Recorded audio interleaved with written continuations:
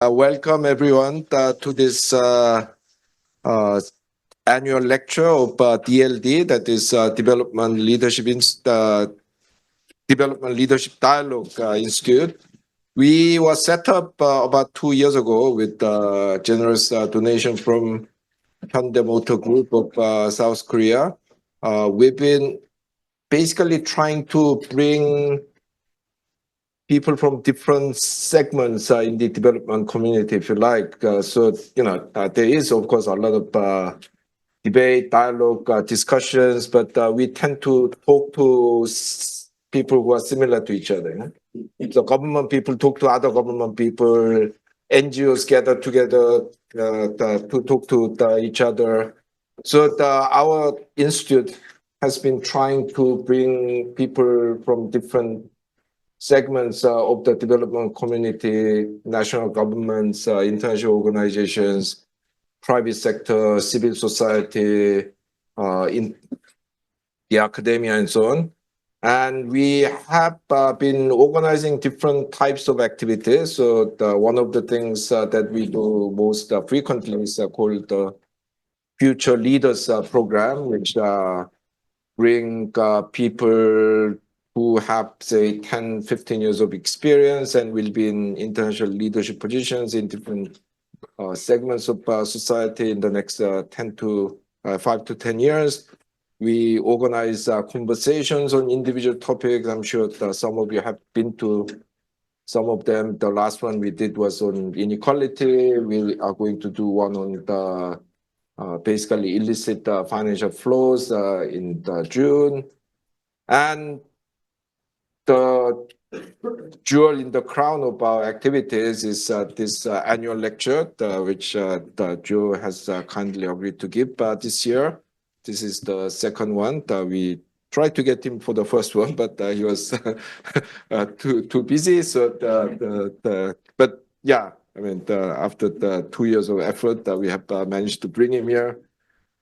At this point, people would say Joe Stiglitz doesn't need an introduction. But I think that's one of the most stupid things to say, because then you have to shut up, yeah? Because if he doesn't need it, why do you introduce him, yeah? So I'm not going to do that. Joe is, he basically changed the face of economics in the last 40 years. In the 70s and 80s, he wrote a series of revolutionary papers in economics using this idea of asymmetric information. Yeah, the Nobel Committee was stupid enough to give him the prize with two other people, but I think he should have got it on his own. I got to know Joe about 30 years ago when he was the chief economist at the World Bank. I mean, he rocked the world by writing this book, Globalization and its Discontents, during the time where the World Bank, the chief economist was criticizing the International Monetary Fund for mishandling the Asian financial crisis. So that was quite a refreshing thing. But what makes Joe different from everyone else is that he has no kind of pretension. I mean, what I found most amazing in Joe is that I've been to many conferences with him, and for him, it doesn't matter who's speaking. I mean, it could be a lowly teaching assistant or another Nobel Prize winner, but he will listen to someone who has better ideas. Yeah? So that very often he's listening to this graduate student when other kind of luminaries are hovering around to catch his attention. So that he's a unique human being in that sense. And today's talk is called The Road to Freedom, Economics and a Good Society, National and Global Perspective, which is based on his book published last year. And as some of you, well, at least older people will immediately recognized this is a direct the counter to Friedrich von Hayek, his book Road to Serfdom. Yeah? Now, Hayek actually is quite a profound thinker. Yeah? He's a bad man, but he is very profound. But the book is based on, I mean, his book is outdated in the sense that the image of the economy he has is basically from the 17th century. Yeah?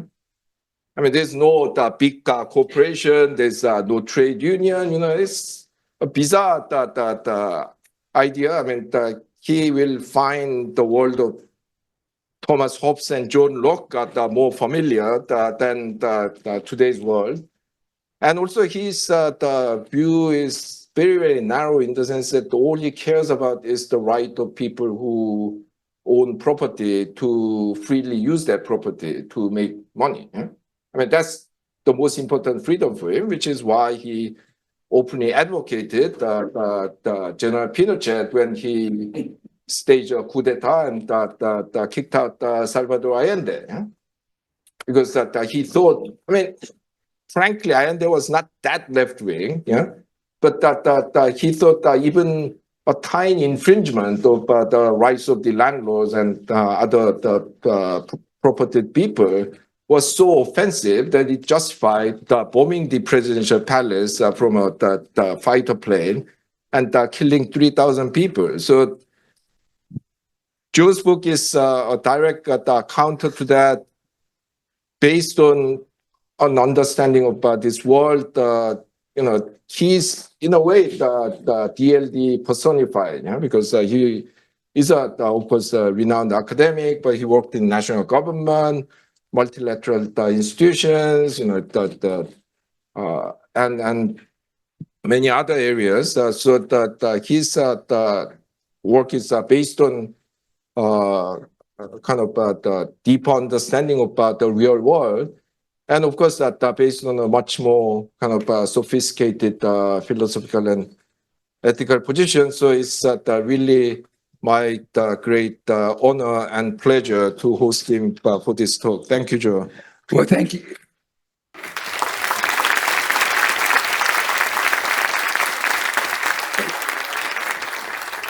Well, thank you very much for that very kind introduction.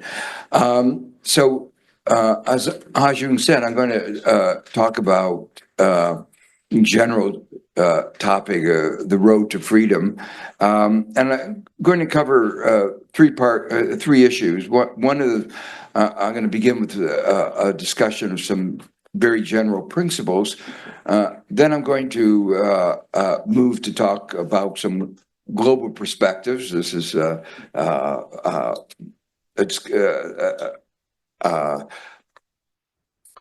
school where you're focusing on these global issues, and I'm going to try to make some parallels. And finally, because you are a school, I'm going to talk about academic freedom, because as some of you may know, there is an attack on academic freedom, and my university, Columbia, happens to be at the epicenter of that particular storm, which I do believe we will weather, but I want to spend a few minutes on that. So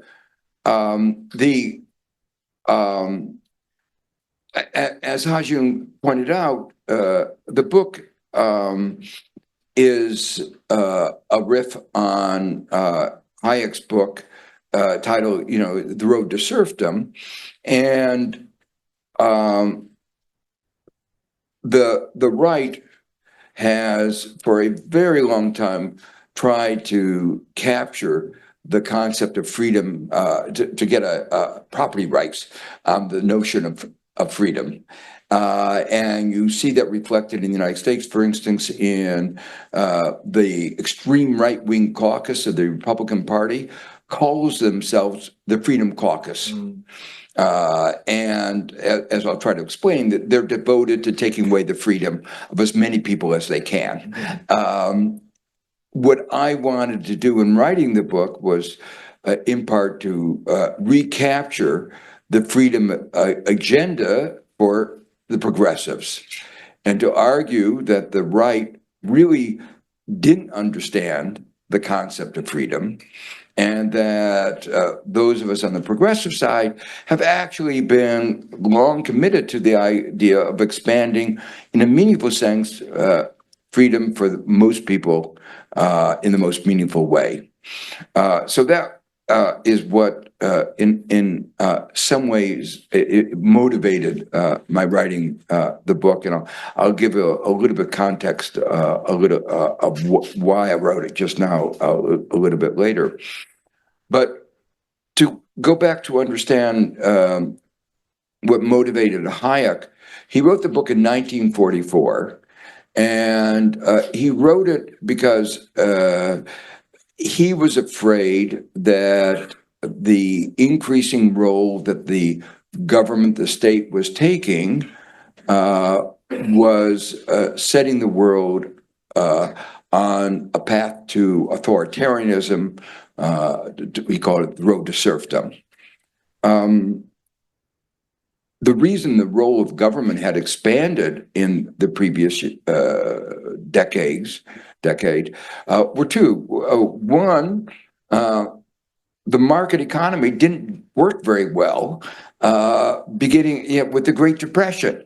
It was pretty clear that the market on their own were not stable, efficient, self-correcting. 1 out of 4 people, 1 out of 5 people, depending on the country, were unemployed.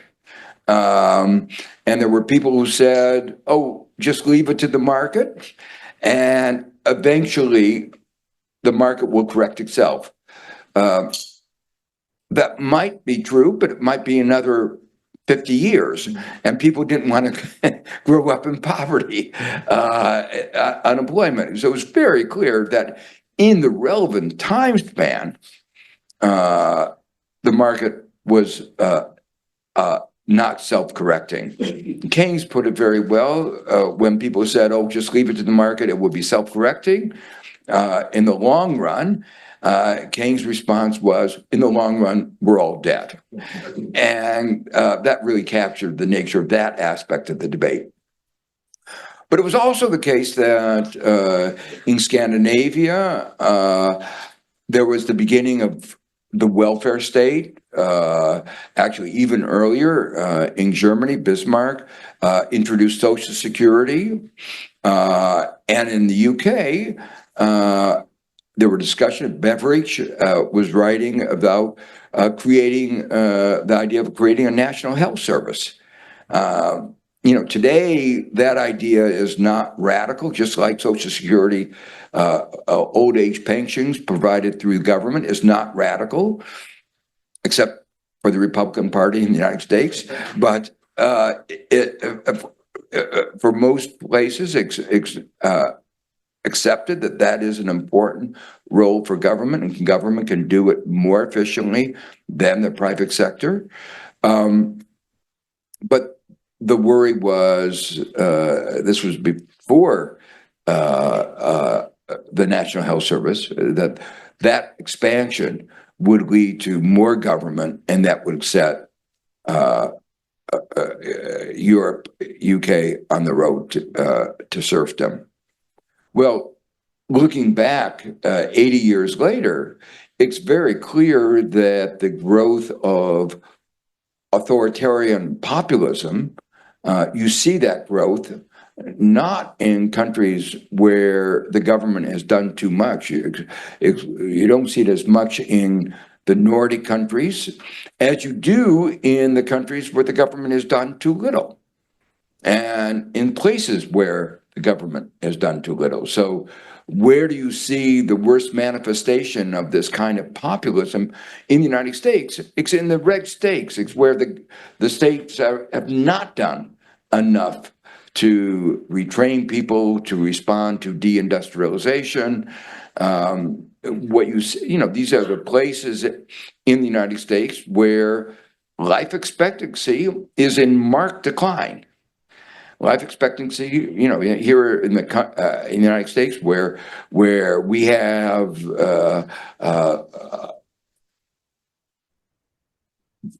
real success in advancing innovation in medicine. We know how to extend people's lives.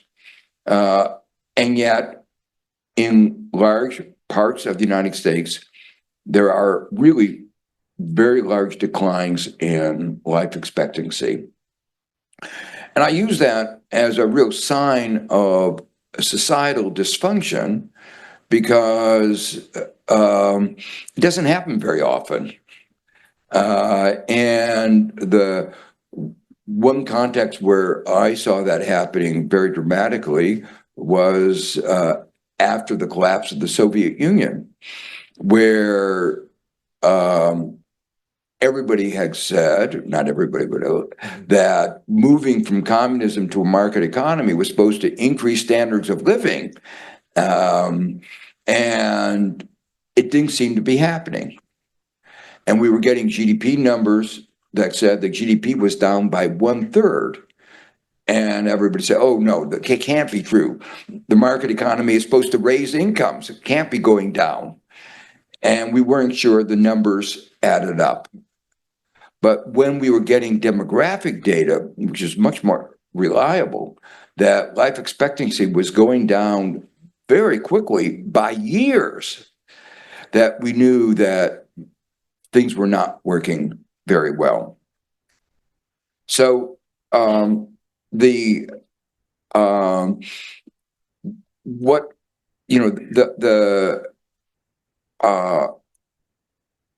idea behind Hayek and Milton Friedman, who wrote another book called Capitalism and Freedom.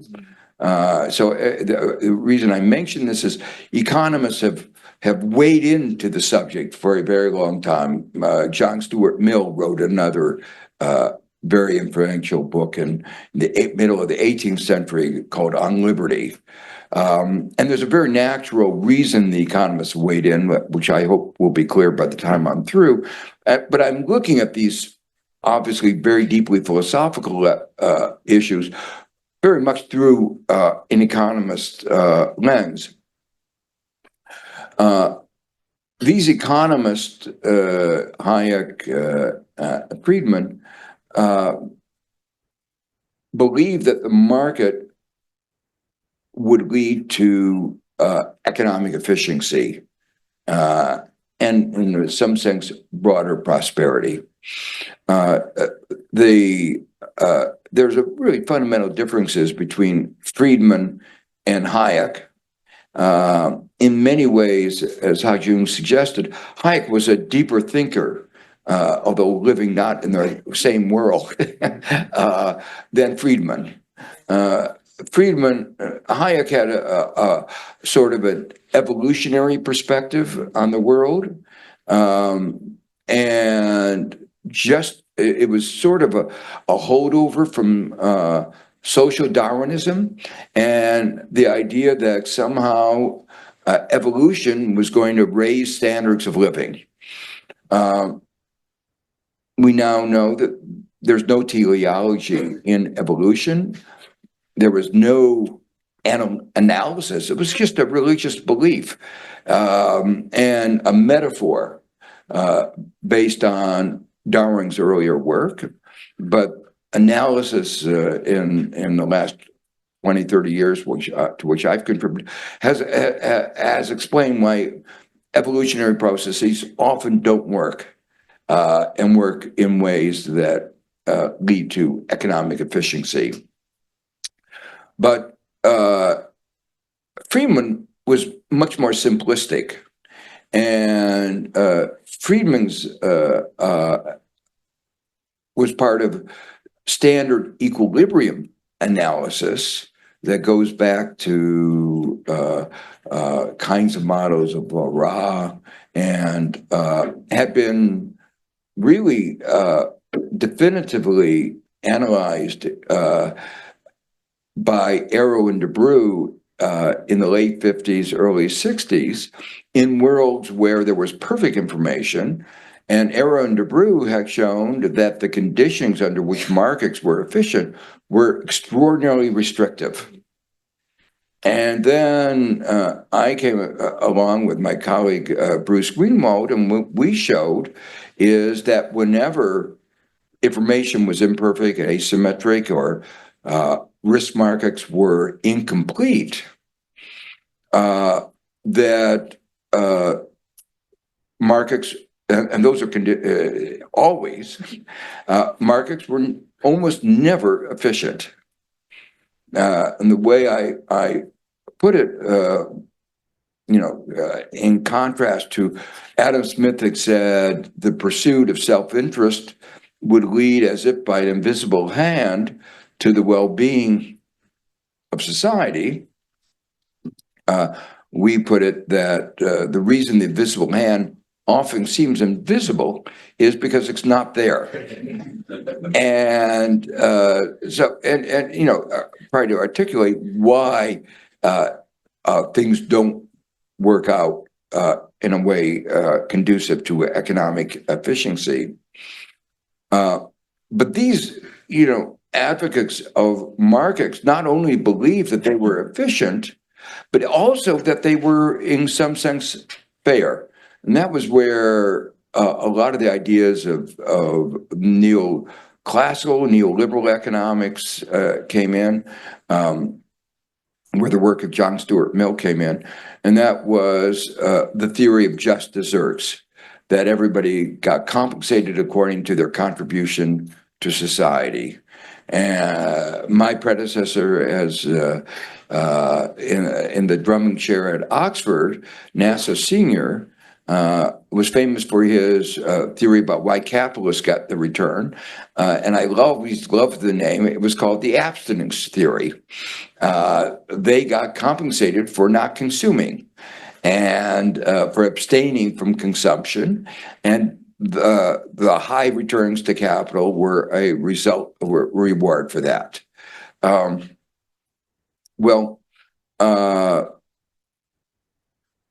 think there's always been an alternative theory that the reason they get compensated so well is not just because of their marginal contribution, but because of their market power.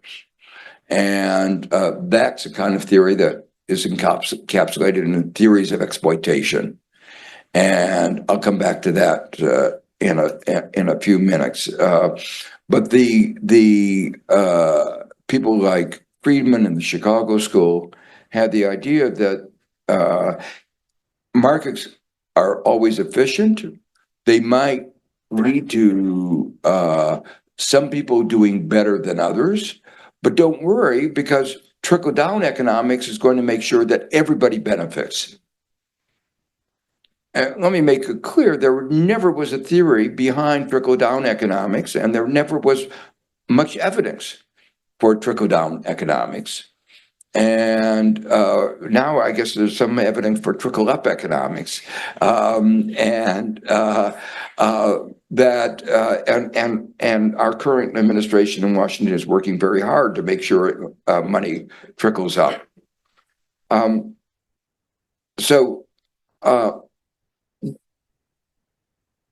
Part of my book is to try to articulate and to try to explain why it is that, in general, markets don't succeed in being efficient, and why they generate such inequality in the absence of government intervention. But most of the book picks up on the theme of freedom and what we should mean by freedom, and why in some ways it's such an important economic concept. So let me begin by talking about the economist's natural form of thinking about freedom. It's really the freedom to do what we can do. Somebody who is at the point of starvation doesn't really have freedom. He does what he has to do to survive. And what we mean by having more freedom is expanding your opportunity set, what your choices, what you can do. And that's really what we should be thinking about when we talk about expanding freedom, expanding people's capacity, ability to live up to their potential, to expand what the set of things that they can do. Now, there are two fundamental ideas, or more than that, but two fundamental ideas that I want to talk about this evening. The first is that in this arena, there are few absolutes.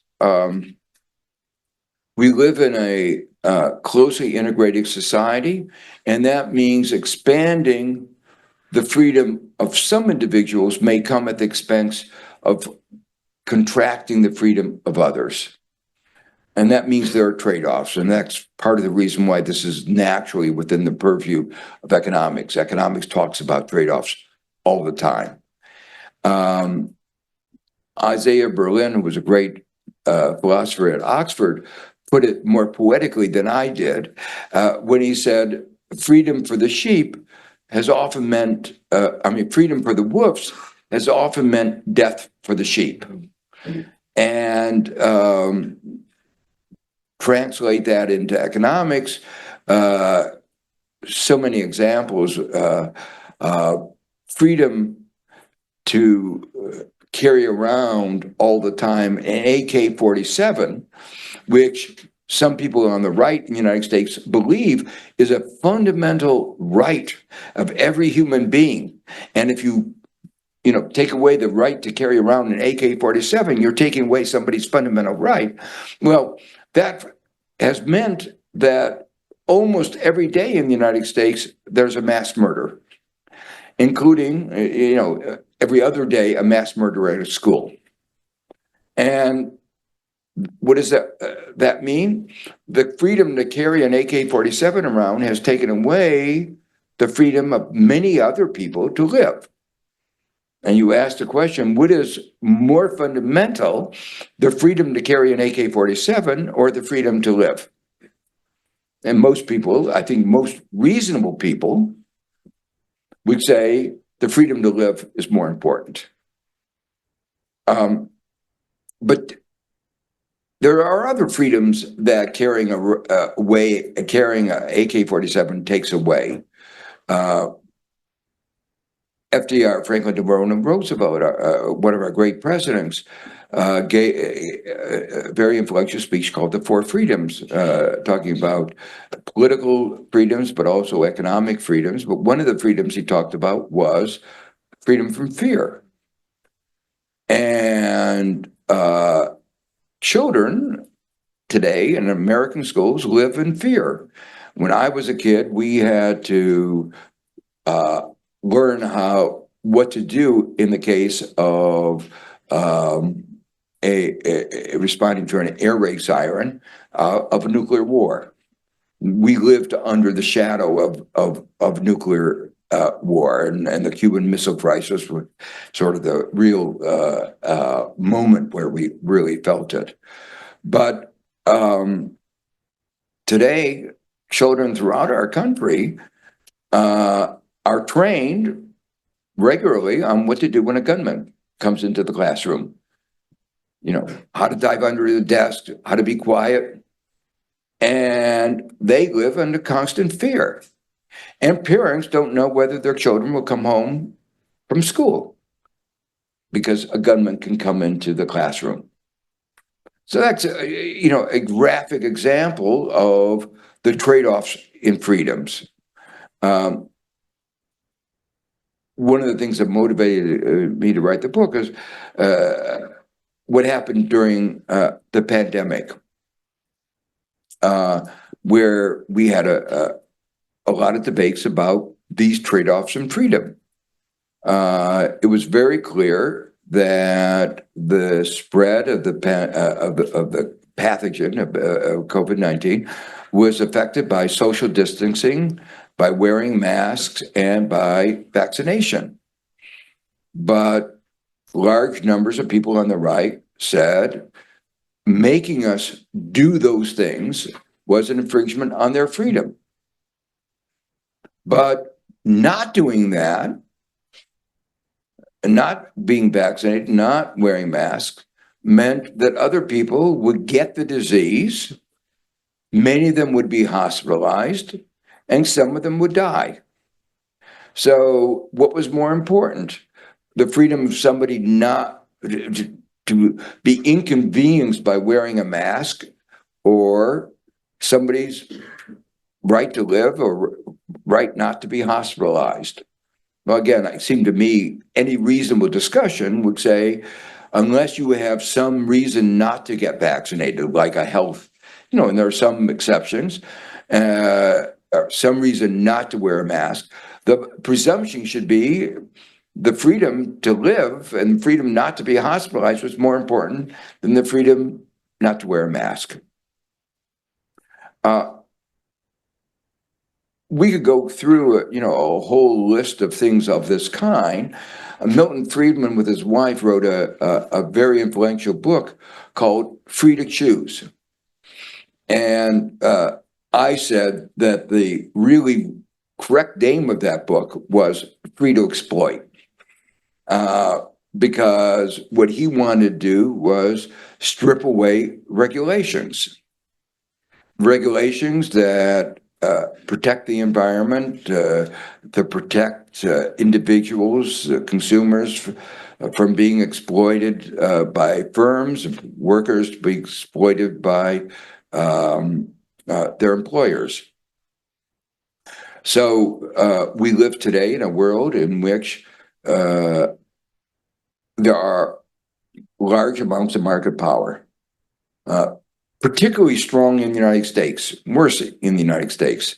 And the evidence of this is overwhelming now, that there are strong centers of market power which affect the way our economy behaves and affect the way economic policy in turn affects our economy.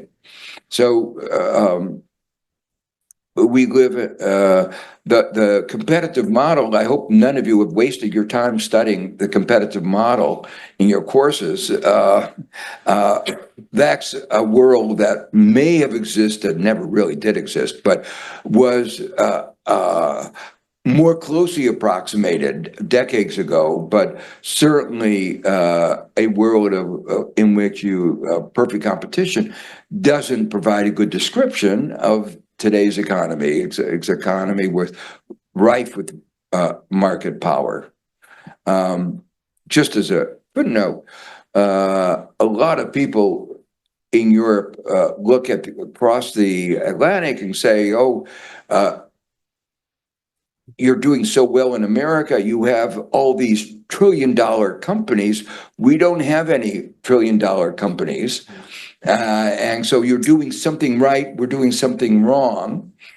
And my response to that is the existence of these trillion-dollar companies is proof that we're doing something wrong. Because if you have competition actually working, what should be the level of profits? Zero. And what should be the present discounted value of zero? It should be very small. The existence of trillion-dollar companies is evidence that we have ineffective antitrust policies. We have ineffective competition policies that has led these companies to get for themselves an enormous amount of money. So the existence of companies like Google, Apple is evidence that our antitrust laws and our competition policies have been very slow to operate. They are beginning to operate. Google's been declared to be a monopoly in several areas. The judge just a couple of weeks ago declared Apple Store to be a monopoly. There are slews of cases going on. So it will be tamed, but very, very gradually. But what is market power? Market power is the power to raise price. What does that mean? It takes money off of consumers and transfers them to the owners of the monopolies, who tend to be very wealthy people. And it's one of the reasons why we have such inequality in the United States, why it's grown so badly in the United States. So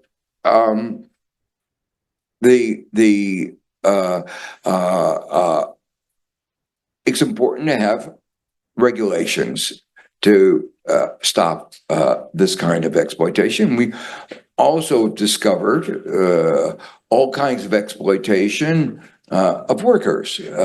Some we only discovered because we finally, again, in litigation, we discovered some contracts where they had forced workers to sign agreements that basically took away a lot of their rights. And there's been an attempt to correct that.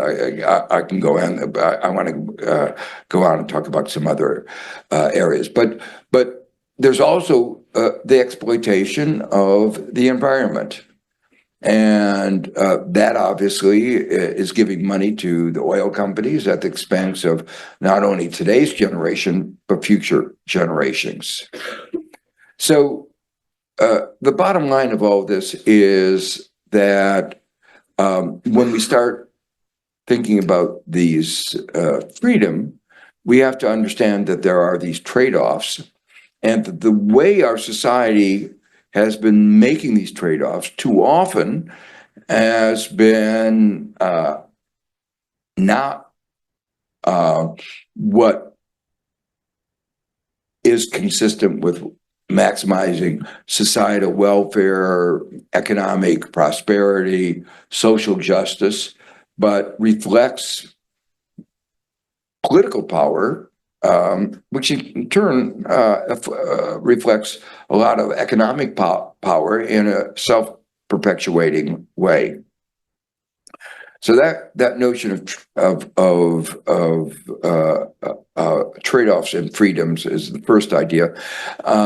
The second idea I wanted to get across is that sometimes restraints on freedom can expand freedom, sort of a conundrum that, and the kind of idea that I'm trying to get across here is sort of illustrated by traffic lights. A traffic light is a regulation. It says you can't go until it's green. And if you were talking to the right wing in the United States, they would say that's impinging my freedom. You're taking away my freedom. In a free world, you have no stoplights, you have no regulation, and so they're against that. But imagine a world with no traffic lights in London or New York. You would have gridlock. Nobody could move. So a simple regulation, like a traffic light, expands everybody's freedom in a meaningful way, that you have more ability to move. Well, that's a simple idea, but actually is a metaphor for a wide span of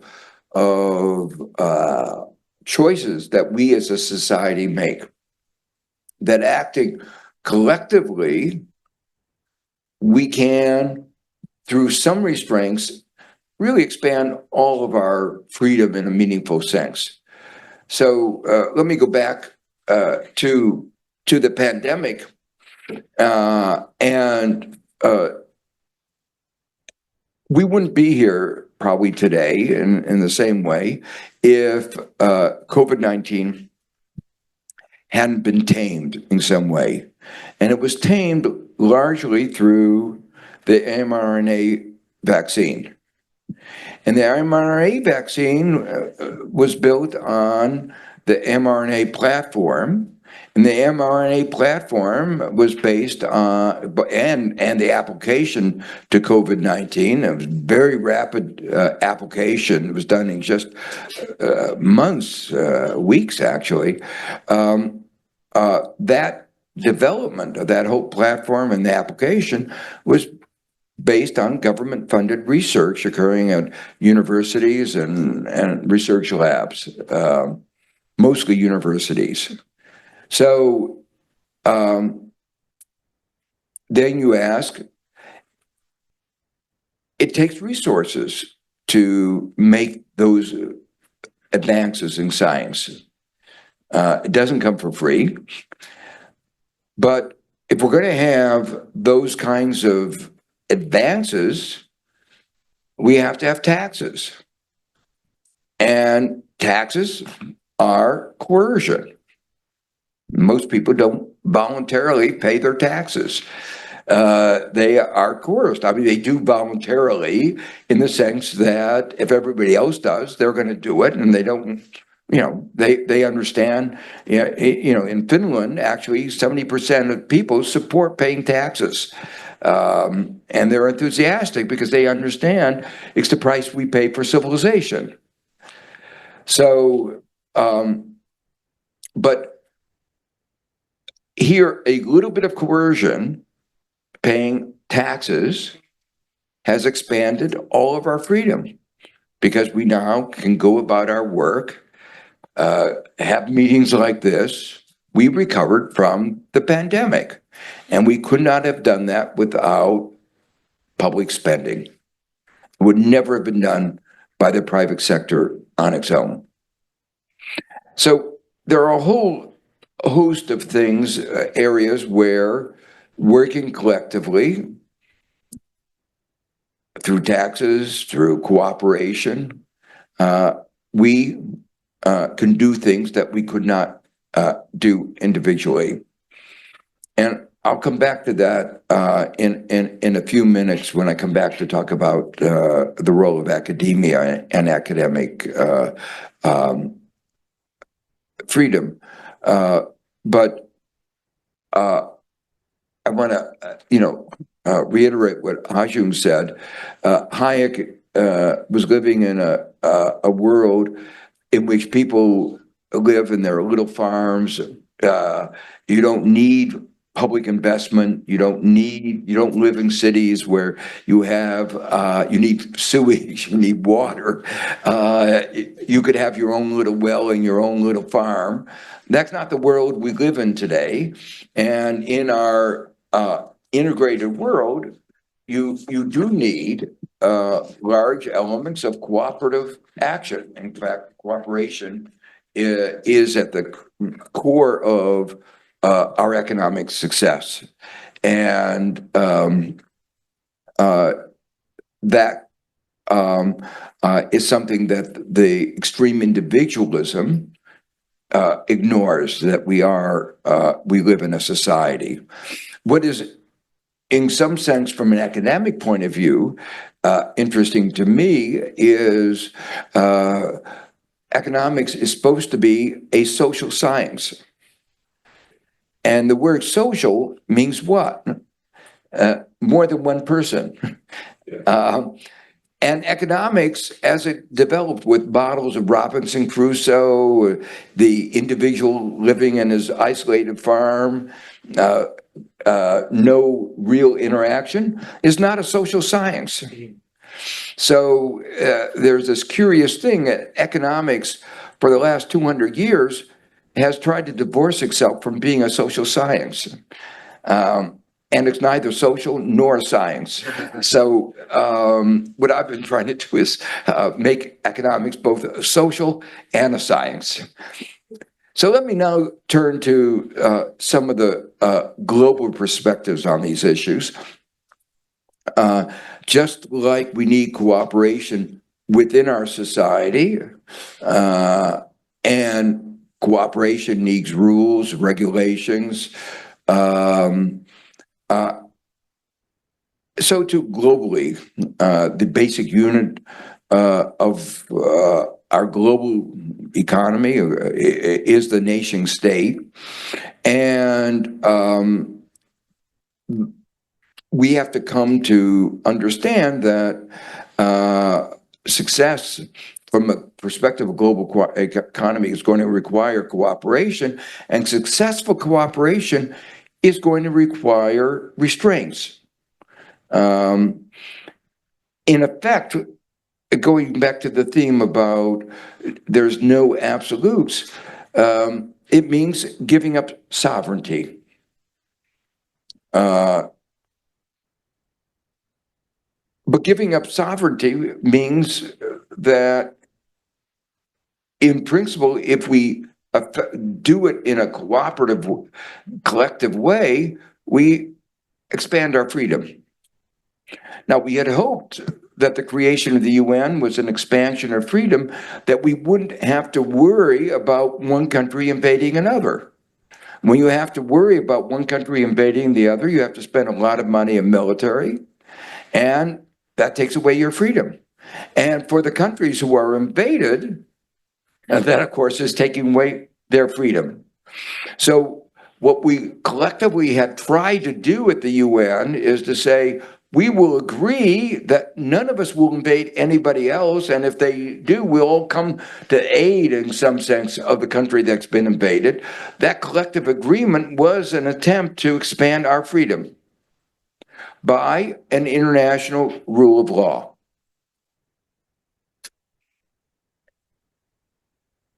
It was always violated at the margin, but it wasn't at the margin when Russia invaded Ukraine.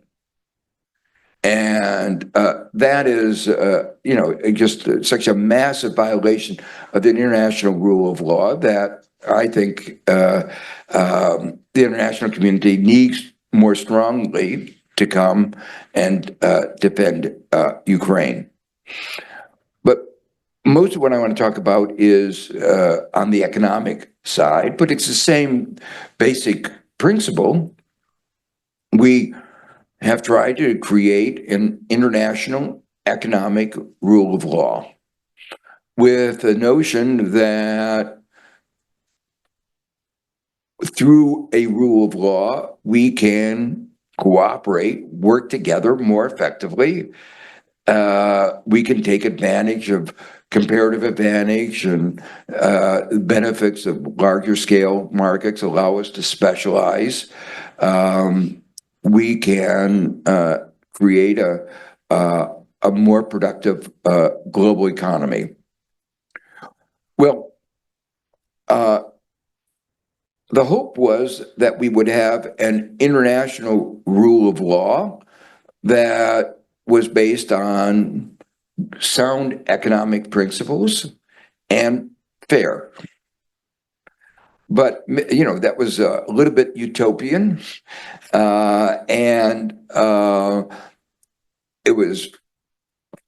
always been obvious that power matters, both in terms of the writing of the rules, but also in terms of their enforcement. And that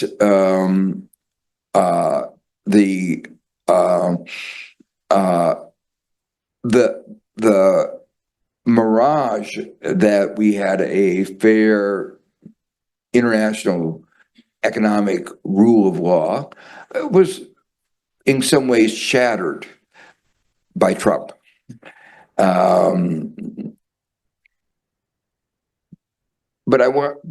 before I conclude this part of the discussion, I want to raise the point, it may turn out, we may come to the conclusion that a somewhat unfair rule of law may be better than the law of the jungle. And that is what we are now confronting. That as unhappy as many of us were with the preceding sets of rules, the fact that there was some degree of compliance, some attempt at reason, is better than a world in which there is no reason and it's just brute power. And I think that issue is going to be a fundamental issue going forward. Whether we can, the approach that many of us had was, yes, we had a bad rule of law, but we were going to work to reform it. And the world was moving towards, hopefully, reform. It's now been shattered. And the question is, where will we go from here? Let me, though, talk a little bit about the ways in which it is now being shattered by Trump, and some of the implications, some of the ironies in what is going on. Trump and Putin have, in many ways, much in common. They're both either authoritarian or would-be authoritarian. Neither understands any notion of rule of law in any way. Many of you may have heard Trump say, if I judge it to be in the interest of the United States, it's legal. So he is wants to be, judge, jury, anything he does, if he says it's good, it's legal. That's not the rule of law. The rule of law is everybody is subject to the rule of law, and you can't that we have laws that every person has to be respect. And that's true both domestically and internationally. Trump has broken agreements that he himself made just a few years earlier. He signed this free trade agreement with Canada and Mexico. And one of his first things he did was to say, oh, that was then. Now I'm on my second term, Canada has to pay 25% tariffs. And why your government would believe that signing an agreement with this guy would have any benefit seems to me, it's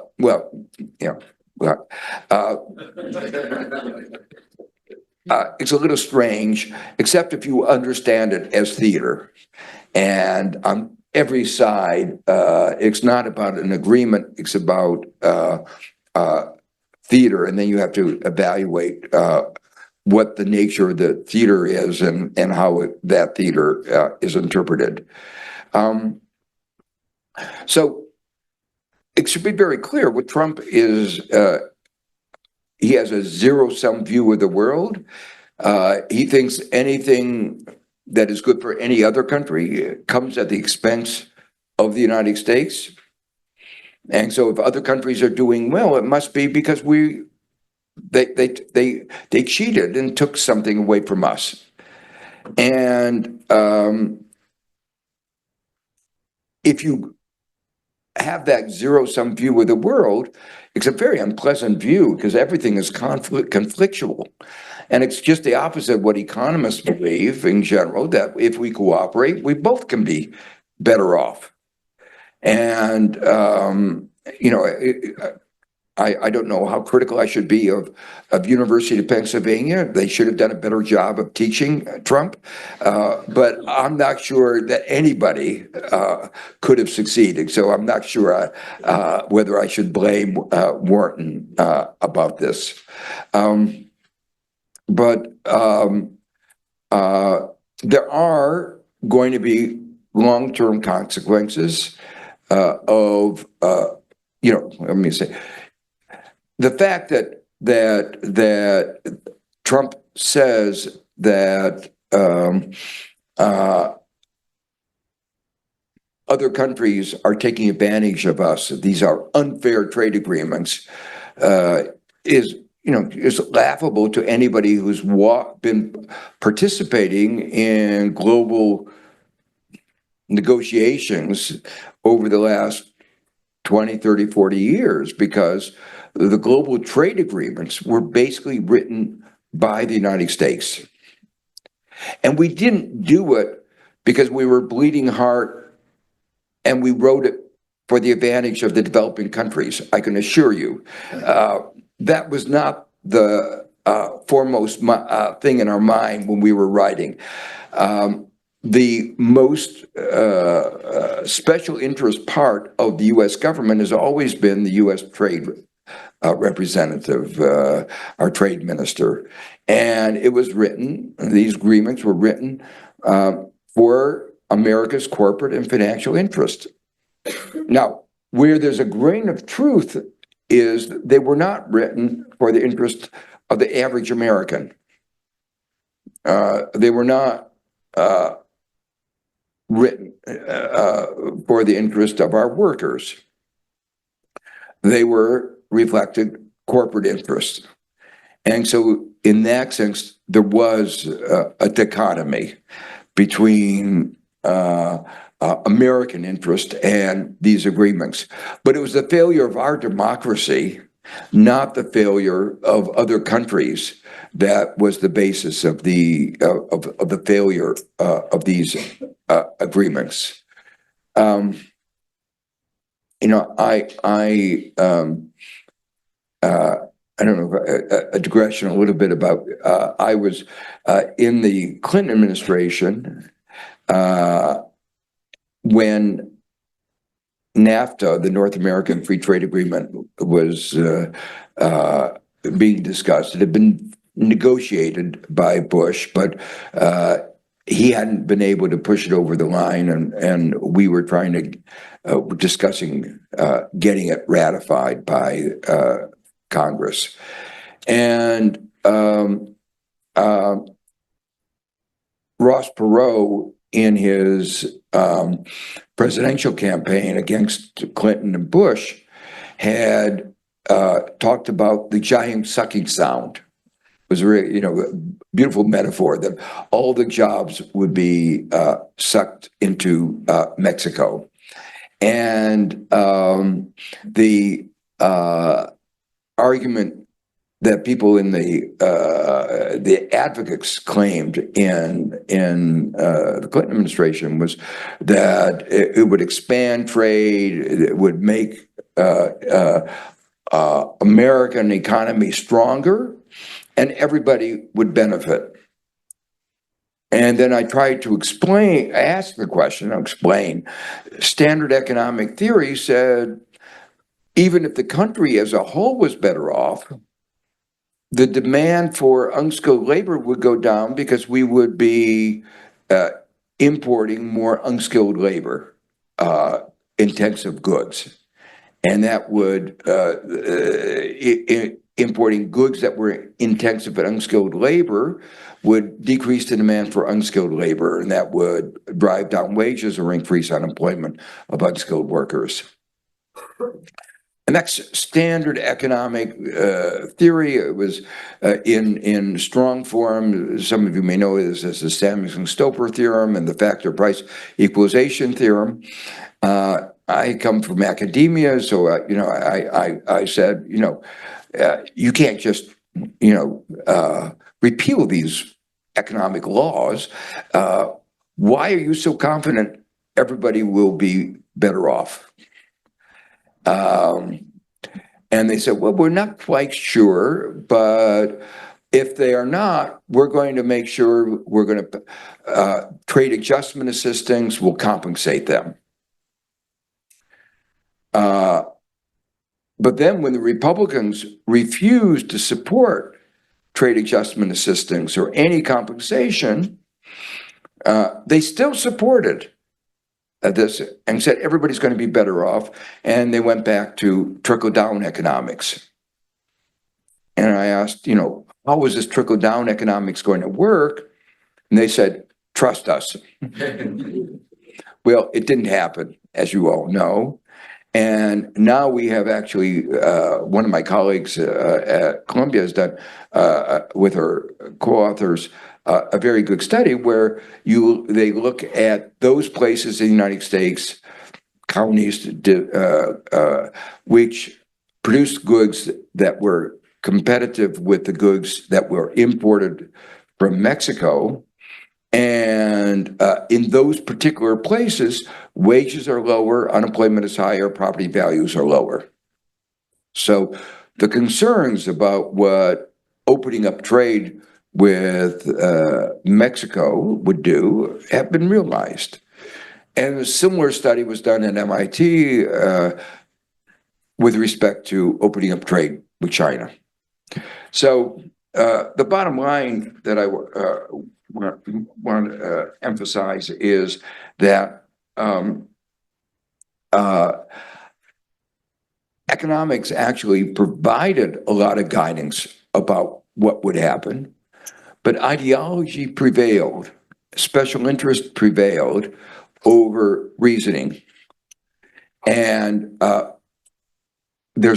we paid a very high price for that, both in the United States and in other countries.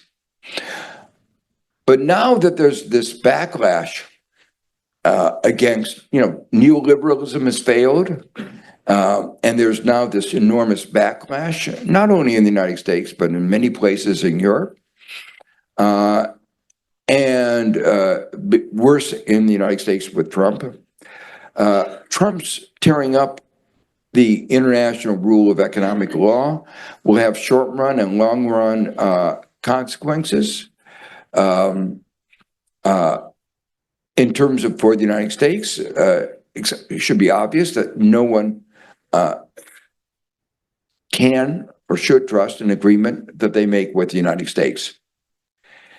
And it's even, more deeply disturbing because in 4 years' time, hopefully we'll elect another Democrat good government. But other countries will ask the question, if you can elect Trump twice, why not, maybe not the Constitution, you won't elect him again, and he'll be a little too old. But there are other people in America who are equally bad. He doesn't have a monopoly on stupidity. And he doesn't have a monopoly on being a demagogue. We have a large supply of would-be demagogues. And he's taken a lot of the air out of the other demagogues for the moment. But I assure you, we have the capacity to produce more. And we will produce more. So the answer is, this is going to have very big effects over the long run, not only for the United States, but for the global economic order. I find that this is just as an aside, in some ways remarkable that the dollar has done as well as it has. Because I don't know how many of you have studied the Mar-a-Lago Accord.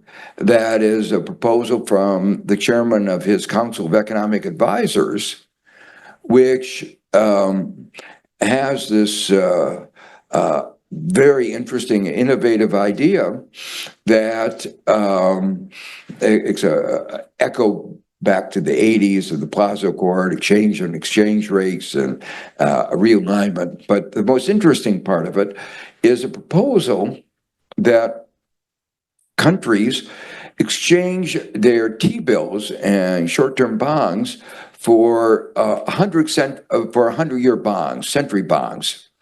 And to make this exchange of short-term bonds for long-term bonds more attractive, he proposes to pay zero interest on these long-term bonds. So you can get a guaranteed zero interest rate for 100 years. When I was in China not that long ago, in March, I asked some of the Chinese leaders that I met with how enthusiastic they were about exchanging their T-bills that pay low interest rates for zero interest rate 100-year bonds. And of course, they did not have. Oh, I should mention that countries, if any of you have these T-bills, or UK has these T-bills, if you don't agree, guess what is in store for you? More tariffs.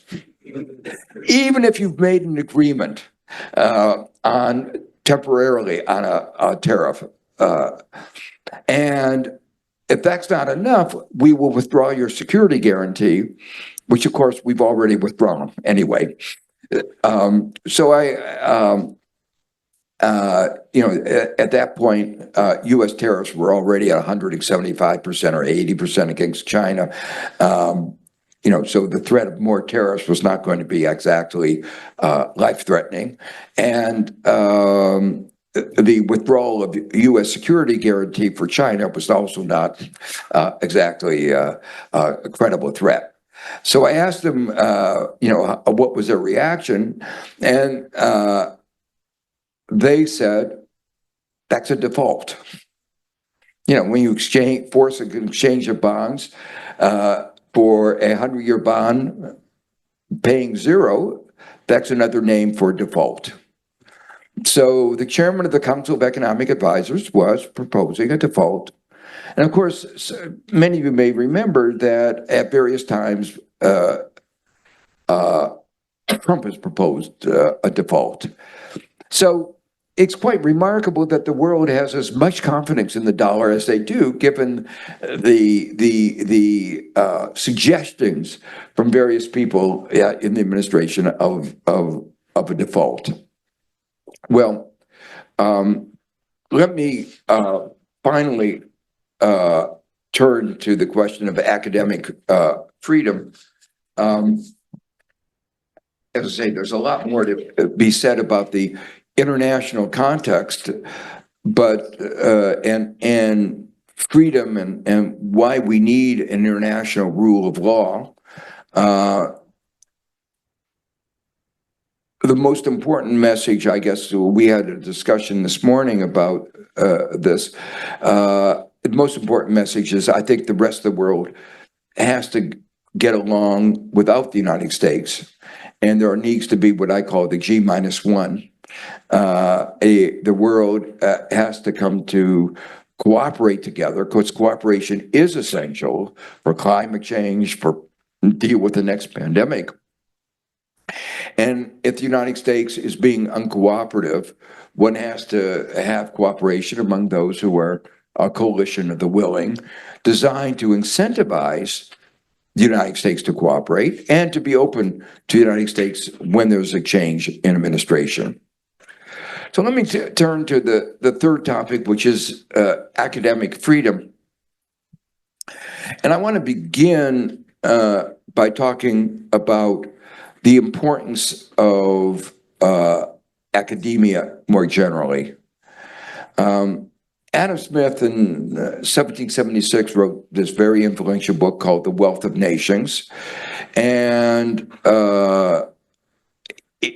he, as he was writing, couldn't really talk about the source of wealth of the nations in a modern economy. Why? Because at the time he was writing, per capita income had remained roughly constant for centuries before that. The increases in our standards of living, life expectancy, all have occurred since in the last 250 years.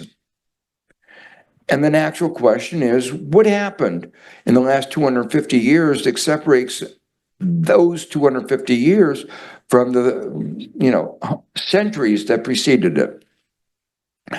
And I give a lot of credit to the Enlightenment, of which Adam Smith was a part. And there are just basically two or three ideas that were central to the Enlightenment. One is that progress is possible through science, coming to understand nature through a systematic procedures, ways of learning about nature, and then using that understanding to improve our well-being. Using what we've learned about nature to invent the things that are all around us. And another important part that's sometimes not given, understanding how we cooperate with each other. Understanding social organization. And it's the latter that led to ideas like the rule of law, democracy, really change, in the world before, you sort of inherited the world that you did, and you made little tweaks. But the point of the Enlightenment is that we can actually think rationally about how to structure our society and try to make it work better. so that we can understand the world around us and the world that we create. Those are the basic ideas of the Enlightenment, and a fundamental notion that there is something called truth, that we don't know it for certain, there's uncertainty, but we can learn something about truth. Well, those are, as I say, fundamental ideas that have actually made an enormous difference to the way we live, to our standards of living, to our freedoms, in every respect. One of the important aspects of making societies function is basic rights like freedom of speech, freedom of the press, freedom of religion. You know, these basic rights were sort of the outcome of that Enlightenment thinking. And 250 years later, they still are the basic ideas that are fundamental. But one part of that basic right, you might say, is academic freedom. It wasn't put as one of the Bill of Rights in our Constitution, which should have been. Why is academic freedom so important? Well,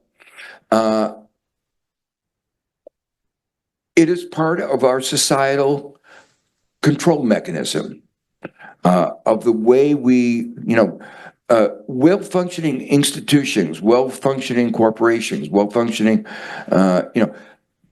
have to think about their successes and their failures, when they're working and when they're not working. And I call that part of our control system. And most people are engaged in the business of doing business, in the business of making things and providing services.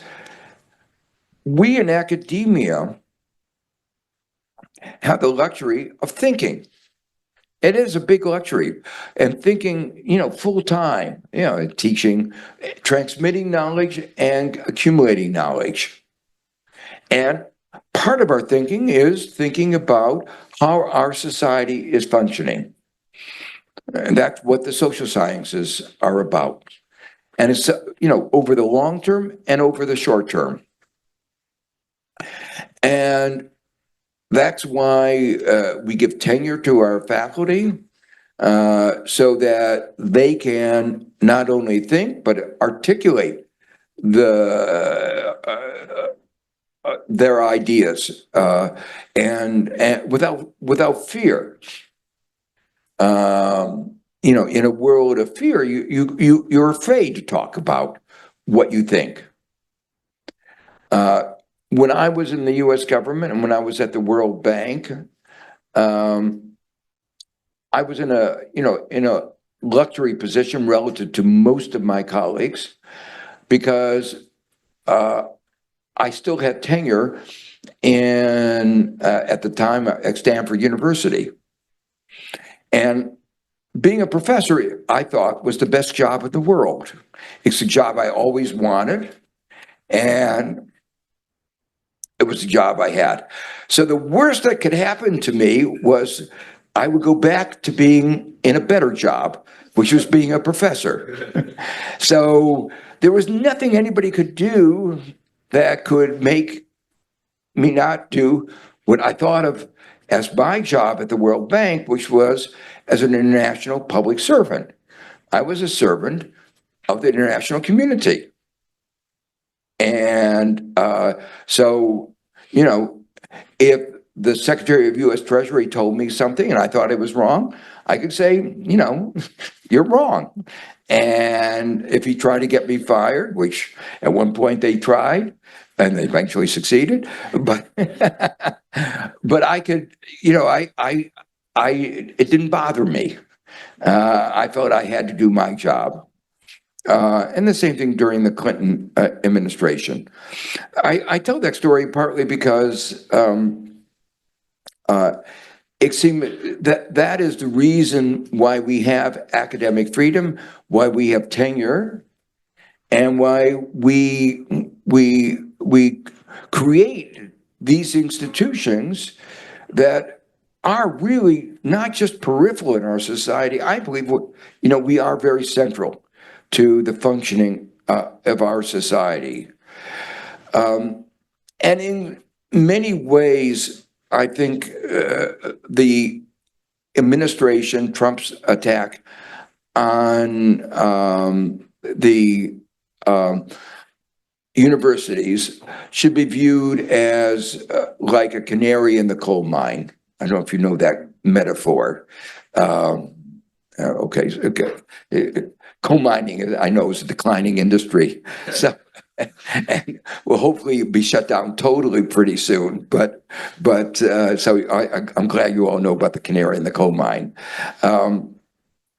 So the fact is that the attack on academic freedom is what you expect in authoritarian, and you see all the time in authoritarian regimes, because they don't want criticism. They don't want people to think for themselves. They don't want us to teach the younger generation how to think for themselves. They are angry that a lot of younger people are thinking for themselves and coming up with conclusions that are different from what they like. And so that is why there's such animus against the universities. It has nothing to do with anti-Semitism. It is really about the role of academia in our society. So I think you say I think at Columbia and at Harvard and our other institutions, we are getting together and fighting collectively. I think we will succeed, not only for ourselves, for our principles, but also for our society, for which we play this very important role.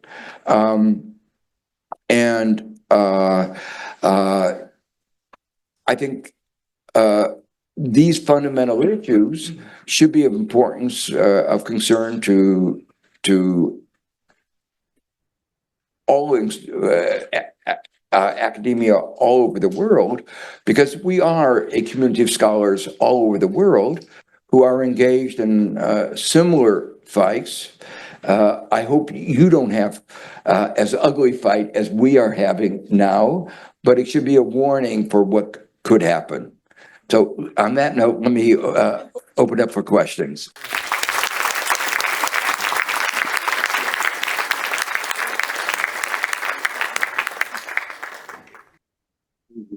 Yeah, thank you very, very much, Joe. That was a wonderful talk, delivered with your customary clarity and verve. It was really, really lovely to listen to you.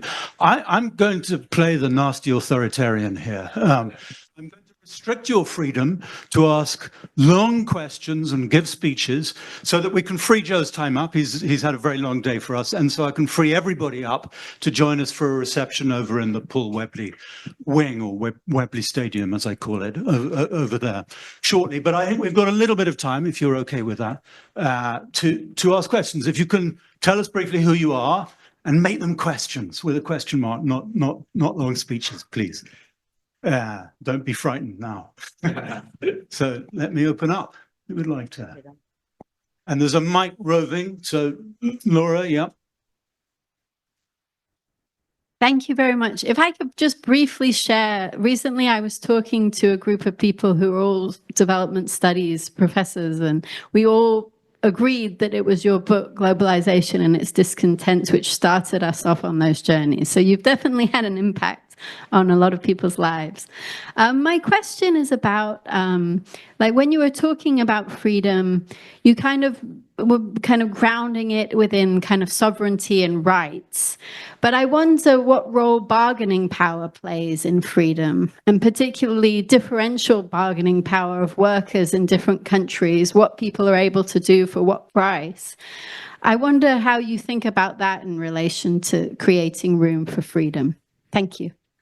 Do you want to just take a little cluster? Yes, go ahead, up there.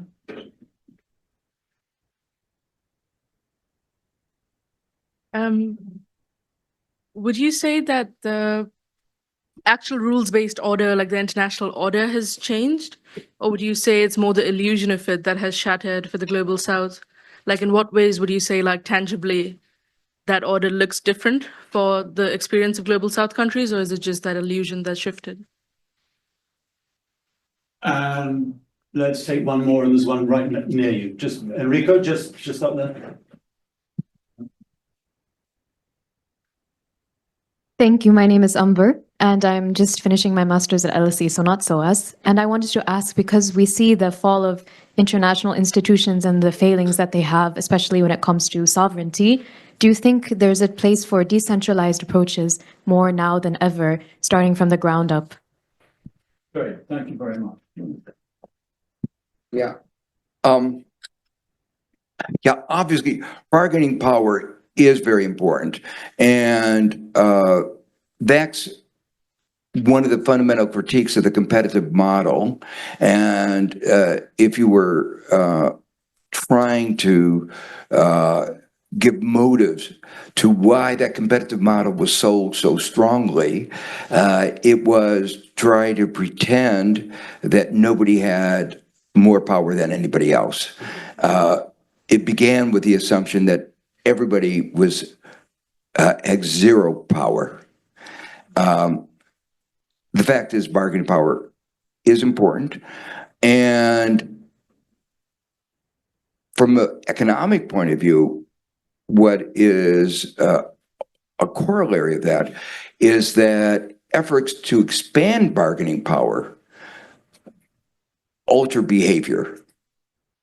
And you can't understand, to understand a lot of economic behavior, it is directed not only to exploiting existing bargaining power, but directed to increase it. So if you look at a lot of the politics going on, the fight is over whether we should have weaker or stronger antitrust laws. That is should you give more power to Apple and to the monopolies? And they're using their market power to expand their power. So in terms of freedom, that's why one of the important areas of collective action, we're never going to eliminate power. You know, and one of the problems of collective action is the power in collective action, and of some people having more voice than others. But the role of democracy is to try to weaken any single source of power. And one of the things in the latter part of my book that I try to emphasize is that if we're going to have well-functioning societies, like a good society, we have to think a lot about systems of checks and balances, not only within government, which we talk about in political science, but also within society. And that means we can't have too much inequality of wealth, because if we have too much inequality of wealth, it will wind up being reflected in one way or another in inequalities of political power, and that leads to rules that will amplify that power. I think that what Trump has done has clearly torn down the facade of a world in which everybody, a nice convivial world in which we're all working together. I mean, clearly, he's put a very ugly face on what is going on. He's shown that in a way that America can do what it wants with impunity. Hopefully not complete impunity. China showed that, you could threaten China with tariffs, and it responded by imposing tariffs and restricting sales of critical minerals, and showed that it had market power too. So what I think is going to be true, I mean, if this was the big question that I raised in the beginning of my second section of my talk, where I talk about what is the new global order going to be like. I think it's going to be very difficult to reestablish a global rule of law of the kind that we had for the previous 7-8 decades. But I think the turmoil that Trump is creating is actually increasing the appetite for a global rule of law.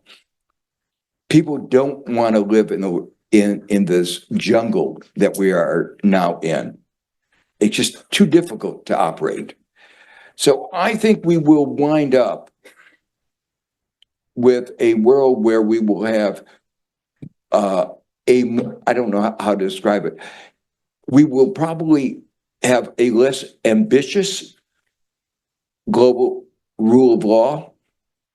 We won't try to, we were negotiating, whether you should, what kind of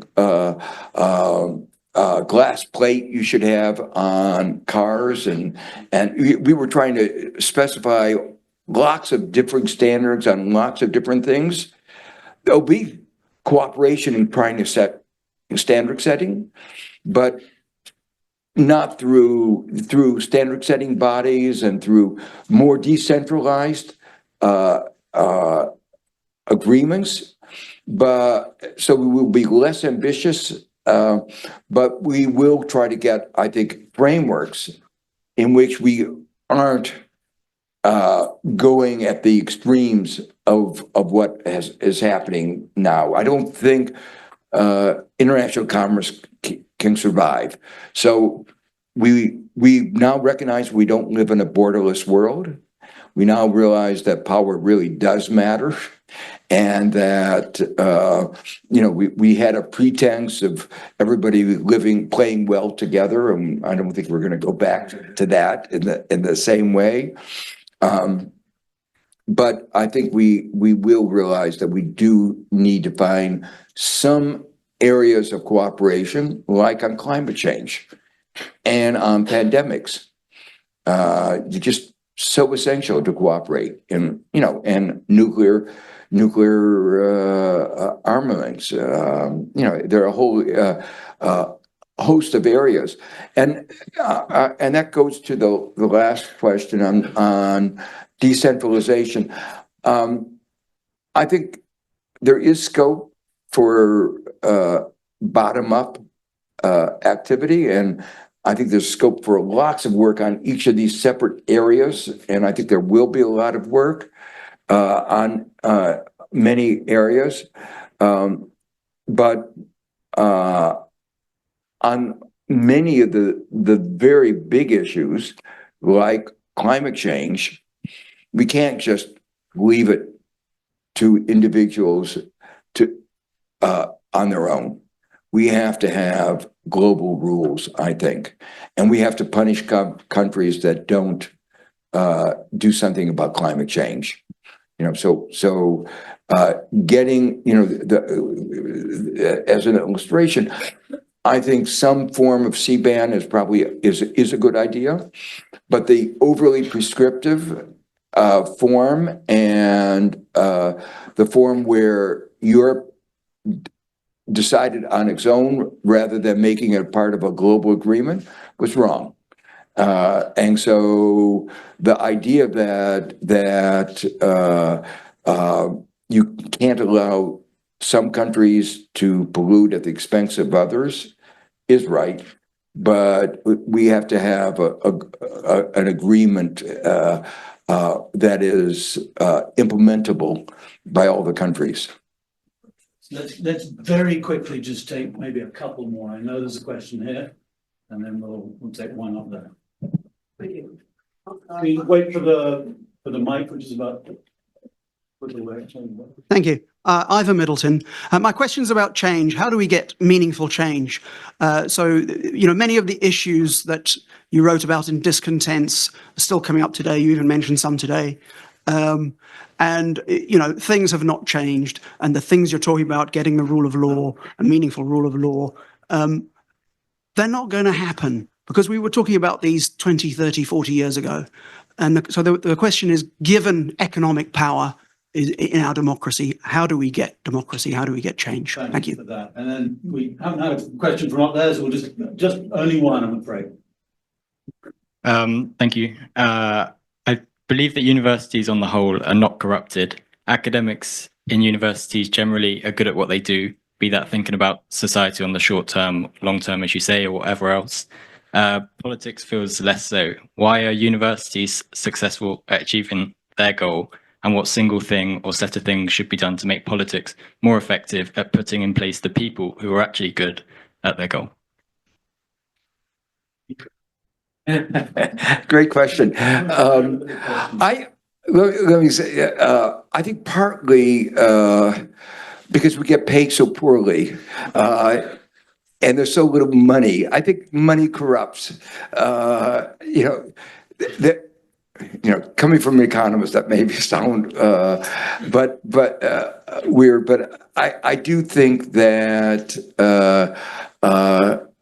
there is small scale corruption in academia. People, I can describe. I can name people even. No, but the kind of small scale corruption is that editors of journals often make sure that the articles that get published cite them and their friends more often. And the currency in academia is citations. So, in our little currency, there is a little bit of corruption, but it doesn't pale compared to what we're seeing in the political level. I think at the political level, we know we've made a lot of advances in curbing corruption until what just has happened.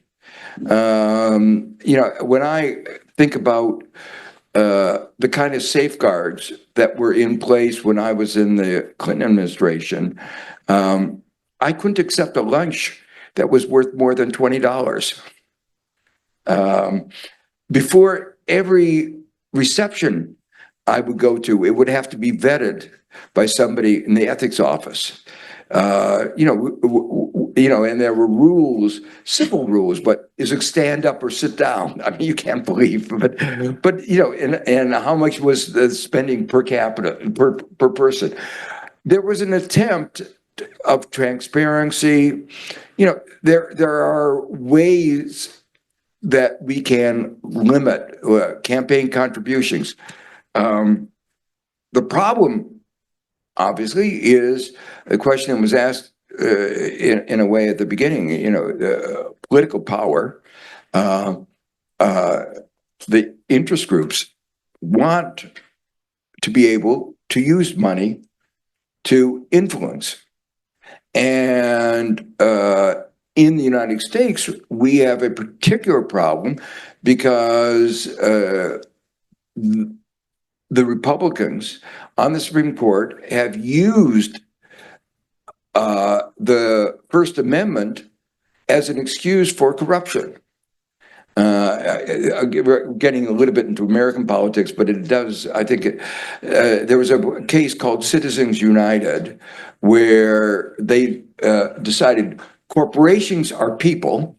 People have the right to free speech, and free speech means money, and therefore curbing money is curbing free speech.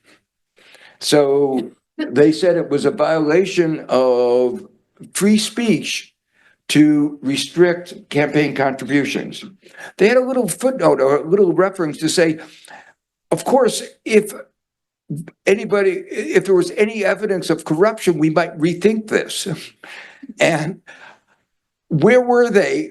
You know, they must have been living in a different planet than the planet I was living when they wrote that decision, because clearly money is about corruption.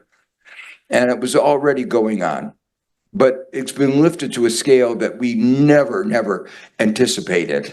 You know, Bitcoin is cryptocurrency has just elevated the mechanisms of corruption to a level that I think is a real, I mean, the one good thing about Trump, it should be a warning for every other country because it's been so corrupt that, and it's opened up so many new avenues of corruption that I'm sure there are people in every country around the world who are studying carefully what Trump has done, are thinking about how they can do it. And in some countries, they are actually doing it already. The other question. Joe, I think we should No. leave the other question for an open conversation at the Okay. reception. We're out of time. It's a Okay. huge question, but a really important one. And forgive me for that. Sorry. But so I want to close proceedings. I want to say one thing about this book. Joe, you opened up by saying that you bring an economist's perspective to the questions of freedom.